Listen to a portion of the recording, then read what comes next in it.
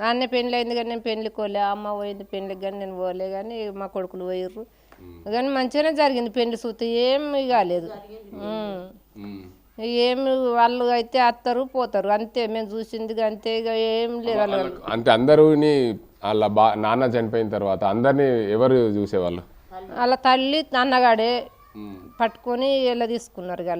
వాళ్ళే చదువుకున్నారు, మంచిగానే బతికిర్రు. ఇన్నొద్దులు అయితే వాళ్ళు ఏం వాళ్ళకి డ్యూటీలు వచ్చినాయి అంటే ఇంకా మంచిగా అయిపోయారు. వాళ్ళు ఓ అన్న కాని మాట అమ్మ మాట కాదని వాళ్ళు అయితే ఏమి ఇది చేయలేరు కారు. వాళ్ళ అన్నను వాళ్ళ అమ్మనే మంచిగా చూసుకుంటారు, వాళ్ళు చెప్పినట్టు వీళ్ళు విన్నారు ఇన్నొద్దులు అందరూ. కానీ మంచిగా అక్కకు పెళ్లి చేసిర్రు, అన్నకు ఇద్దరు అన్నలకు పెళ్లి చేసిర్రు, వాళ్ళకి ఇద్దరు పిల్లలు, వీళ్ళిద్దరు అందరికి ఇద్దరు పిల్లలు ఉన్నారు. ఇప్పుడు లాస్ట్ వీళ్ళకి చేసి పెళ్ళి అయింది అంతే.